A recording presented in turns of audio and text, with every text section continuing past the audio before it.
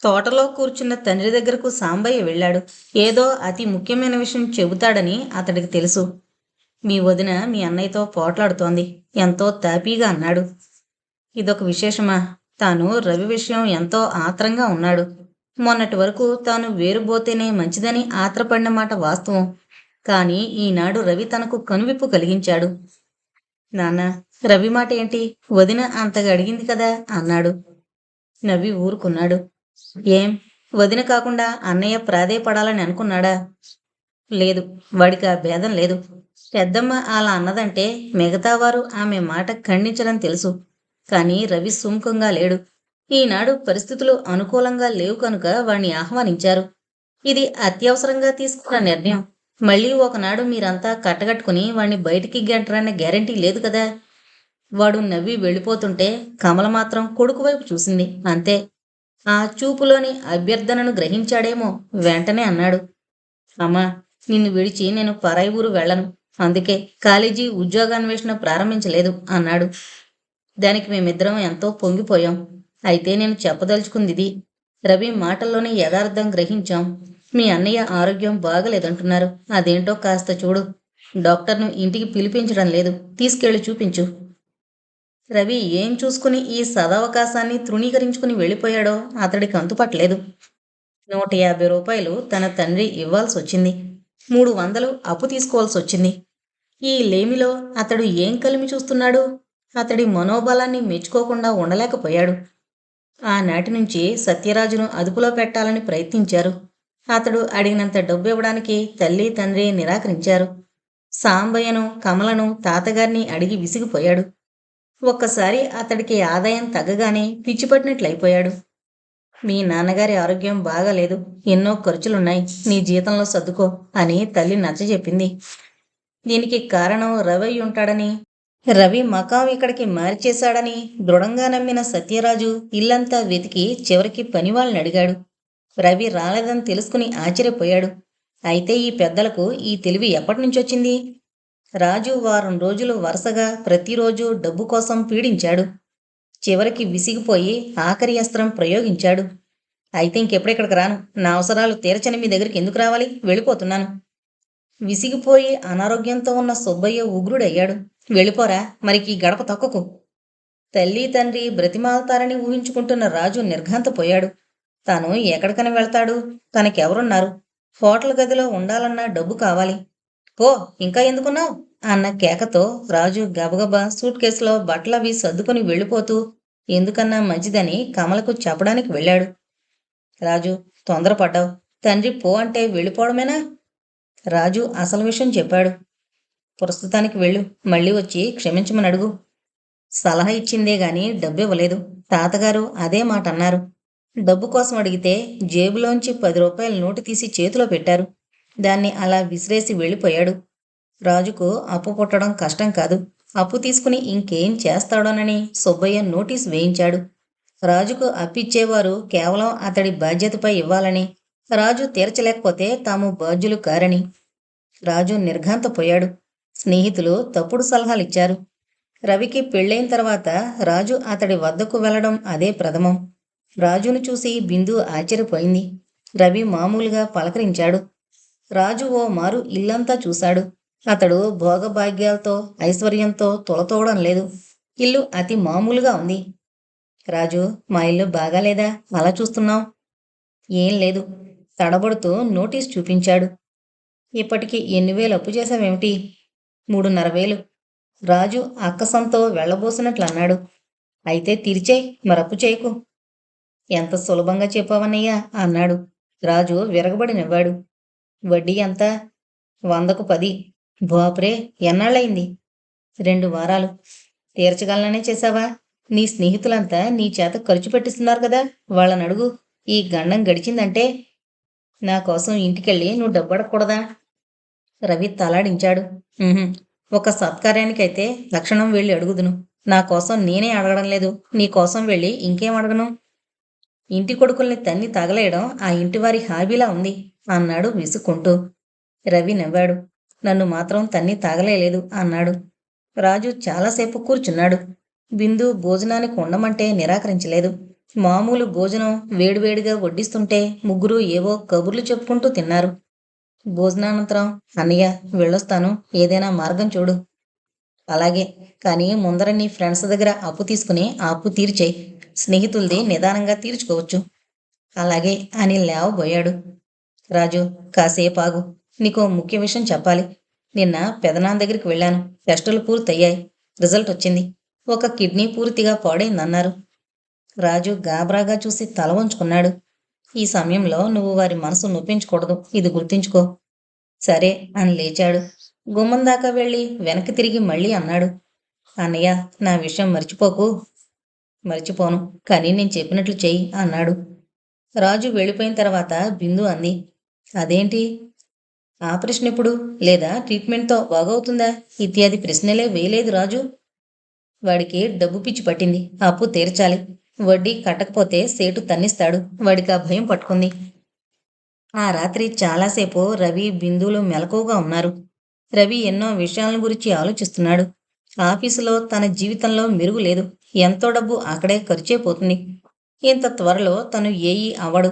ఆ మెట్టు ఎక్కే వరకు తనకు కష్టాలే. ఎంతోసేపు ఆలోచించగా ఓ మార్గం తట్టింది. అనుకున్నట్లు జరిగితే తన కష్టాలు గట్టెక్కినట్లే. మెల్లగా సుషుప్తావస్థలోకి జారిపోయాడు. బిందు చదువుకుంది, కొంచెం రాసుకుంది. సరిగ్గా 12 గంటలకు లేచింది. రవి ప్రశాంతంగా పడుకునున్నాడు. కొంతసేపు భర్త ముఖంలోకి చూస్తూ అలాగే నుంచుంది. రవి తనను ప్రేమించి ఎంత కష్టాల పాలవుతున్నాడు అనుకుంది. లైటార్పి తను కూడా పడుకుంది. రవి అవిరామంగా తిరుగుతున్నాడు. తను చేయవలసిన పనులు ఎన్నో ఉన్నాయి. 2 రోజులు సెలవు పెట్టాడు. మాధురి ఫలితాలు తెలిసాయి. 65%తో పాస్ అయింది. బిందు, రవి వెళ్ళి ఆమెను అభినందించారు. తర్వాత ఏం చదవాలో మాధురి నిర్ణయించుకుంది. మేరీ స్టెల్లాలో బిఎస్సి చదవాలని ఉంది అంది. సుమంత్ అక్కడే ఇంటర్ చదువుతాడు. మాధురికి తన పాత ప్రవర్తనంతా చిన్నపిల్లల బొమ్మలాట్లా అనిపించింది. తనలో తాను నవ్వుకుంటుంది. ఛీ, ఆ అనిల్ను తను ప్రేమించిందా? ఎలా ప్రేమించగలిగింది?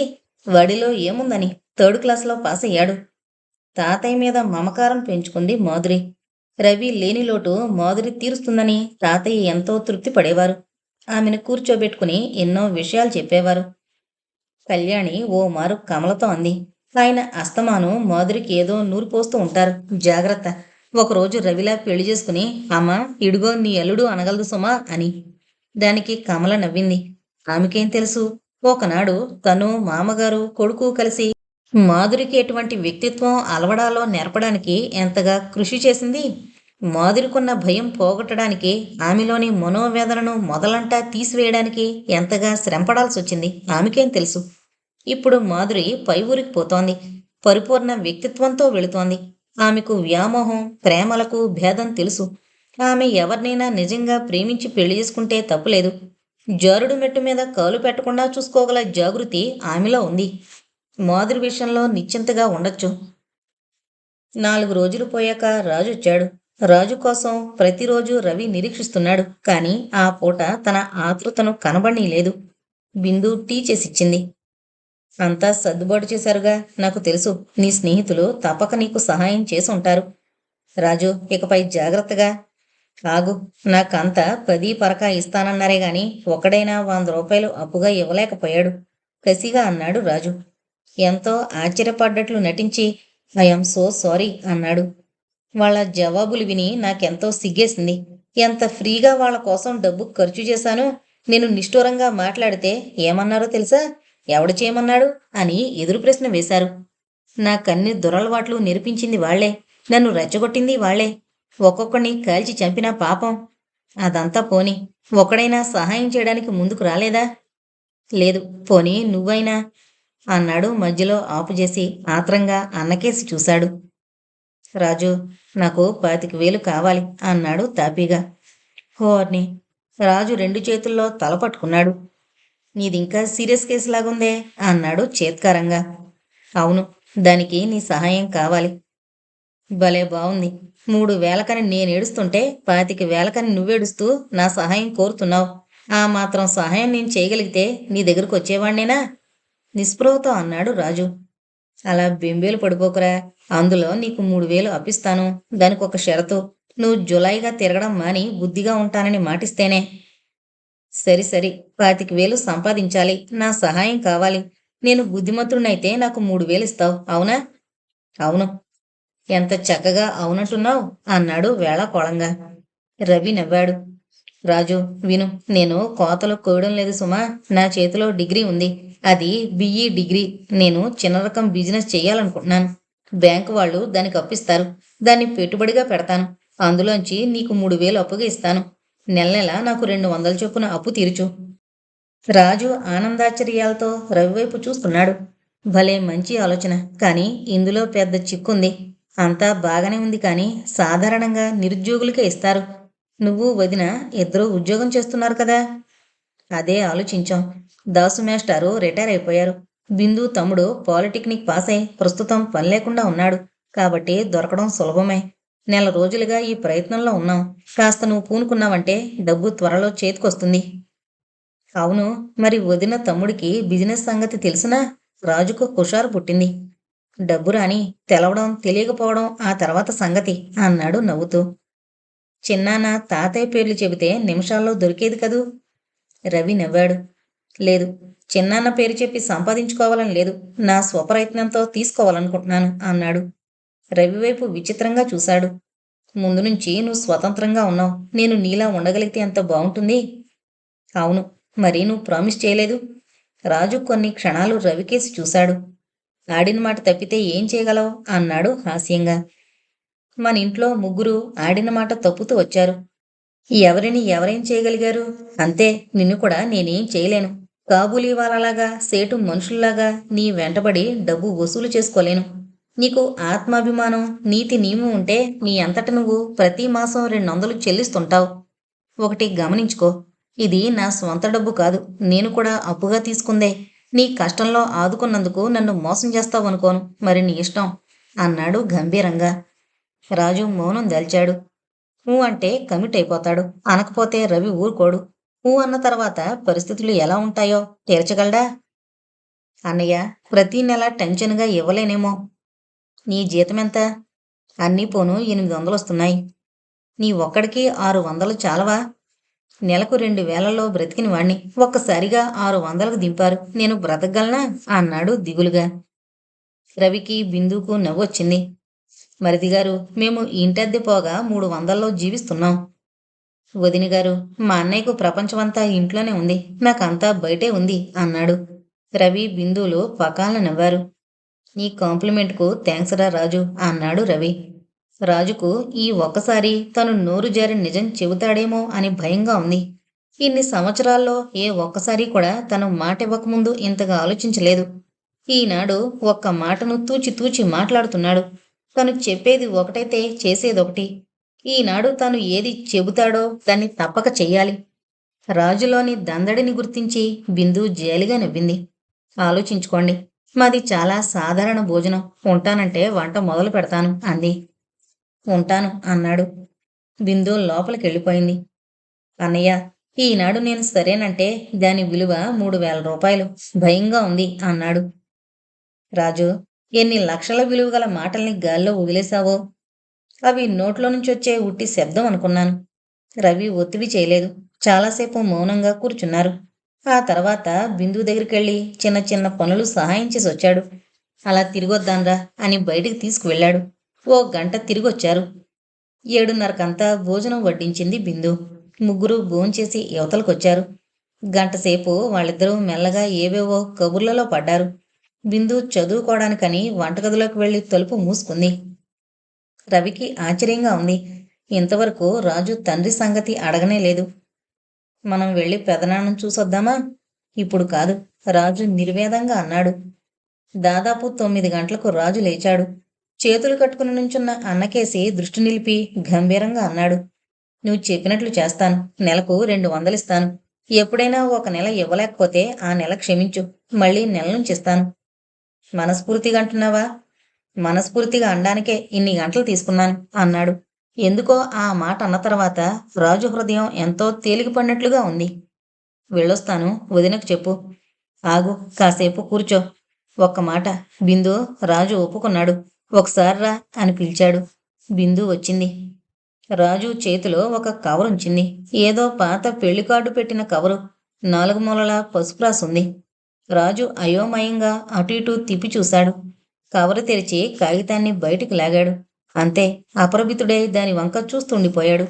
అది 3000 రూపాయలకు డ్రాఫ్టు. అన్నయ్య. ఆ తర్వాత అతడు ఏం మాట్లాడలేకపోయాడు. చెప్పాను కదా, చాలా రోజులుగా ప్రయత్నిస్తున్నామని.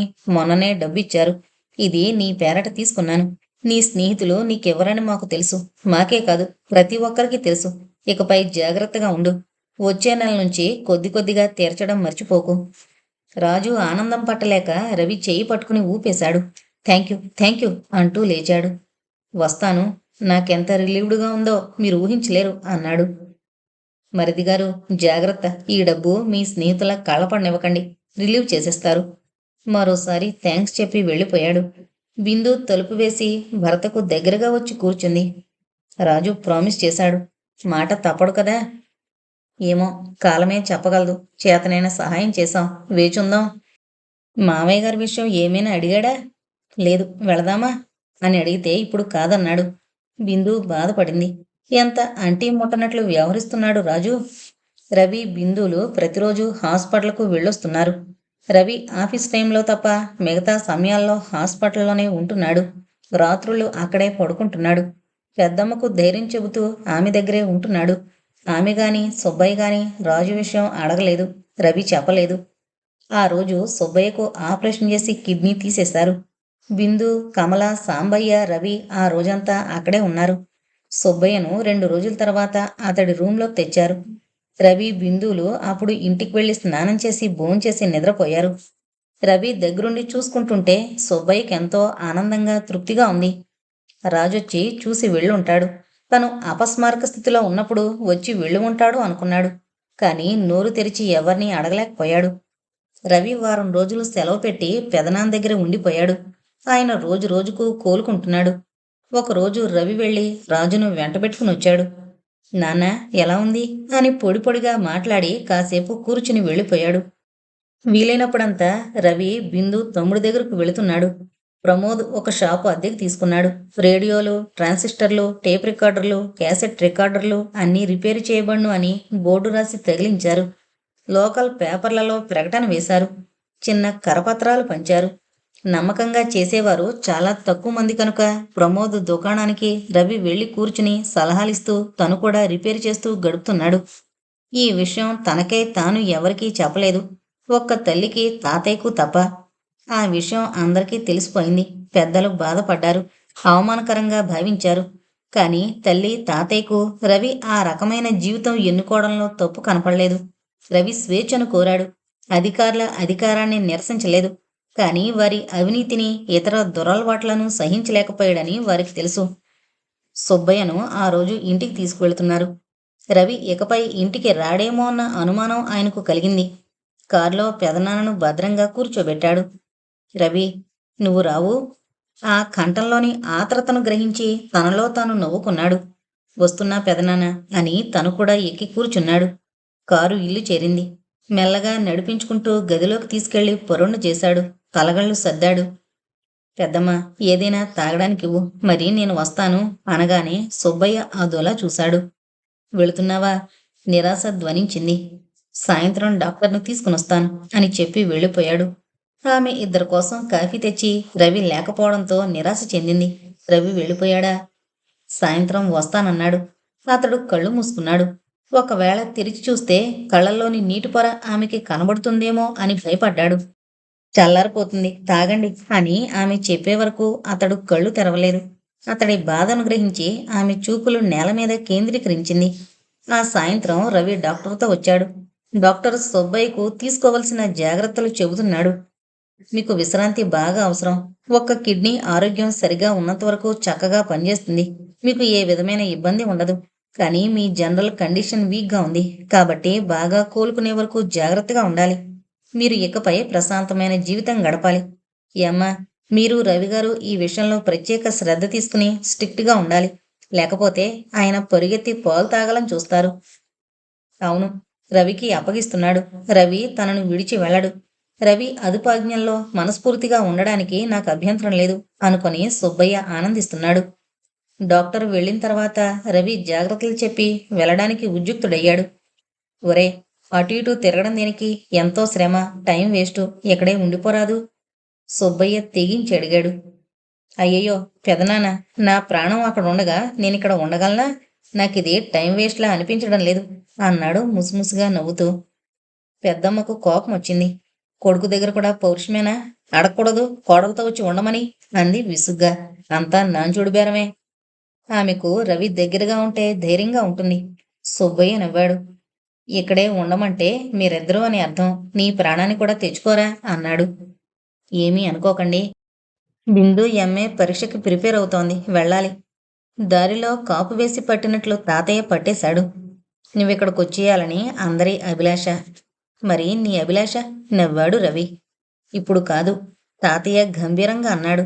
అవును, ఇది తగిన సమయం కాదు. తాత మనవళ్ళు ఒకే విషయాన్ని ఆలోచిస్తూ విడిపోయారు. అది ఆ కాలం 1977. దేశం మొత్తంగా రాజకీయ రంగంలో మార్పులు, డిఫెక్షన్లు అయ్యి కాంగ్రెస్ ప్రభుత్వాన్ని పడదొయ్యాలని కంకణం కట్టుకున్న జనతా పార్టీ వారి అంకుటిత కృషి దేశాన్ని ఒక్క ఊపు ఊపుతోంది. అప్పటికి సరిగ్గా ప్రమోదుతో కలిసి ఓపెన్ చేసిన రిపేర్ షాపు పునాదులు తీసుకుని నిలబడగలిగింది. రేడియో డీలర్స్గా లైసెన్సు సంపాదించారు. చిన్న కూలర్స్ను తయారు చేయడం ప్రారంభించారు ఇద్దరూను. మొదటి 200 తెచ్చి అన్నయ్య చేతిలో పెడుతూ రాజు ఎంతో బాధపడ్డాడు. మాటిచ్చానని తెచ్చాను. నాకెంత కష్టంగా ఉందో నీకేం తెలుసు? అన్నయ్య ప్లీజ్ 100 పీ అని మళ్ళీ అడుగుతున్న రాజును 4 చివాట్లు వేసి ఆ తర్వాత బుద్ధిమాటలు చెప్పాడు. సరిగ్గా 20 నిమిషాలు నీతి బోధ చేశావు. గంట సేపైనా కూర్చుని నీ బోధ వింటాను. ఆఖరినిస్తావుగా? రవికి కోపం వచ్చింది. కానీ తమాయించుకుని మరో పావుగంట బోధపరిచి 80 ఇచ్చాడు. లెక్కబెట్టుకుని 20 తగ్గిస్తావని తెలుసుంటే ఈసరికి వెళ్ళిపోయిందును అన్నాడు నవ్వుతూ. ప్రతీ నెల ఇలాగే చేయడంతో రవి కోపగించుకోలేదు. పర్వాలేదు, మాట నిలబెట్టుకున్నాడు అనుకున్నాడు. ఇంకా 1600 తీర్చాలి. రాజు ఈ మాత్రం బాధ్యతాయుతంగా ప్రవర్తిస్తున్నాడంటే శుభసూచకమే. ఈరోజు ఆఫీస్కి వెళ్ళి కొత్తగా ఆ ఆవరణలో అడుగు పెడుతున్నట్లు పెట్టాడు. చుట్టూ కలి చూశాడు. ఈ మారు తోటలో ఏం వేశారో కూడా చెప్పలేనంతగా కలుపు మొక్కలు ఏపుగా పెరుగున్నాయి. ఒకనాడు రంగురంగు పువ్వులతో కన్నుల పండువగా శోభిల్లిన తోట ఈనాడు తమ ఆఫీసులోని వారిలాగానే ఏపుగా పెరిగి పుష్పించకుండా ఎండిన కొమ్మలతో పనికిరాని రెమ్మలతో నిండిపోయి అస్తవ్యస్తంగా ఉంది. రవి లోపలికి వెళ్ళాడు. ఆనాటి పని ముగించుకుని ఆఫీసు రూంలోకి బాస్ దగ్గరకు వెళ్ళాడు. ఆయన ఎంతో నిర్లక్ష్యంగా ఏంటన్నట్లు చూశాడు. ఏనాడు కూర్చో అని అనని బాస్కు ఓ కవర్ అందించి ఎదురుగా కూర్చున్నాడు. ఆయన దాన్ని తెరిచి చూసి చకితుడయ్యాడు. ఈ కుర్రాడు గవర్నమెంట్ ఉద్యోగం వదిలేస్తున్నాడా? ఎంత ధైర్యం! ఏం చూసుకుని? వాళ్ల బాబాయ్ ఈరోజు ఉదయమే రిజైన్ చేశాడు. వీడిని ఒక ఊపు ఊపాలనుకున్నాడు. కానీ మర్యాద కన్నాడు. ఎందుకు? ఉద్యోగం వదిలేస్తే మరో ఉద్యోగంలో వేయించడానికి మీ బాబాయ్ కూడా లేడే అన్నాడు వ్యంగ్యంగా. రవి చిరునవ్వు నవ్వాడు. మా బాబాయ్ మంత్రి కాకపూర్వమే నేనిక్కడ పనిలో చేరాను. వారి చాటున బ్రతుకుతున్నానన్న అపోహ మీ అందరికీ ఉంది. అలా కాదని నిరూపించడానికి స్వయం శక్తితో పైకి రావాలని, స్వతంత్రంగా జీవించి నేను సరిచేసి పరుచుకున్న చదునైన మార్గంలో పయనించాలన్న కోరికే ఈనాడు ఈడేరింది. రిజైన్ చేశాను. రవి బాబాయ్ మంత్రిగారు లేకపోతేనా అని ఆలోచించే మీరంతా ఈనాటి నుంచి రవి బాబాయ్ మంత్రి పదవికి రాజీనామా ఇచ్చాడు, ఇక పర్వాలేదు అన్నట్లు ఇకపై వ్యవహరించినట్లయితే నేను ఏమైపోతానో. సరే, మీరెంతకాలం నన్ను సహించినందుకు మీకు చాలా థ్యాంక్స్ అన్నాడు చేతులు జోడించి. యాక్సెప్ట్ చేయకపోతే? సార్, వేలకు వేలు నిరుద్యోగులున్నారు అన్నాడు బాధగా. ఆయన దాన్ని మరోసారి చూసి, రవి బాగా ఆలోచించుకో. చిన్నవాడివి, జీవితం ముందుంది. ఉద్యోగం వదులుకోవడం మంచిది కాదు. అవునండి, నిజమే. అంతా ముందే ఉంది. అందుకని ఈ స్వేచ్ఛను కోరుతున్నాను. రవి బయటకు వచ్చాడు. అప్పుడే ఎగరడానికి నేర్చుకున్న పక్షి రెక్కలు విదిలించి స్వేచ్ఛా వాయువులో అనంతమైన ఆకాశంలోకి ఎగిరినట్లు ఫీల్ అవుతూ ఇంటికి వెళ్ళిపోయాడు. సాయంత్రం తాతయ్యను కలుసుకుని ఎంతో సంతోషంతో శుభవార్త చెప్పాడు. రవి, కొంతకాలం ఆగకపోయావా? మీ షాపు మిమ్మల్ని పోషించగలదా?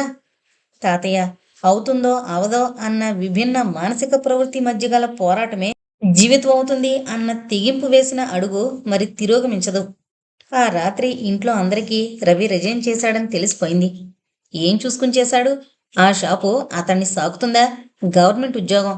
కాలు మీద కాలు వేసుకుంటే 1000 రూపాయలు ఒళ్ళో పడతాయి. వాడికంత మనస్థైర్యం ఎక్కడినుంచొచ్చింది? కబురు తెలిసిన రాజు గబగబా రవి దగ్గరకొచ్చాడు. బిందుతో కలిసి ఇంటికి వెళ్ళాడనుకుని ఆ తమాషా చూద్దామని వెళ్ళాడు. కాని అక్కడా లేడు. తండ్రిని పలకరించకుండా వెళితే బావుండుగాని లోపలికి వెళ్ళాడు. రవన్నయ్య ఇక్కడికొచ్చాడేమో అనుకుని వచ్చాను. ఎలా ఉంది మీకు? అని అన్నాడు.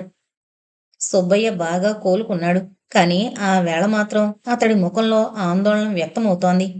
కొడుకు తన కోసం రాలేదు అంతే. రవి రిజైన్ చేశాడట. అవును, అందుకే వచ్చాను. దాని సంగతి తెలుసుకుందామని. ఆ షాపు నుంచి అంత ఆదాయం ఉందా? అవును రాజు. ఆ షాపు ఎలా పెట్టాడు? దానికి పెట్టుబడి ఎవరిచ్చారు? నాన్న ఇవ్వలేదట. కమలమ్మ ఇవ్వలేదట. నాన్నిచ్చిన నగలు అమ్మేశారా? లేక రవి నిజంగా అని ఆపు చేశాడు. ఆయనకు అనుమానంగా ఉంది. రవి తామనుకున్నట్లు మడికట్టుకుని కూర్చోలేదేమో. 2 చేతులా ఆర్జించి పట్టుబడకముందే రిజైన్ చేశాడేమో. అది కూడా లౌక్యమే. తండ్రి అసంపూర్తిగా వదిలేసిన భావాన్ని గ్రహించి రాజుకు చికాకుతో కూడిన కోపం వచ్చింది. ఏమో, అన్నయ్య నాకు కూడా అప్పిచ్చాడు. నేను కొద్ది కొద్దిగా తీర్చుకుంటున్నాను. వెళ్ళాలి. రవి అన్నయ్యను కలుసుకోవాలి అని హడావిడిగా వెళ్ళిపోయాడు. రవి కమల దగ్గరకు వచ్చేసరికి రాత్రి 8:30 అయింది. షాప్ మూసొచ్చేసరికి ఈ టైం అయింది అన్నాడు.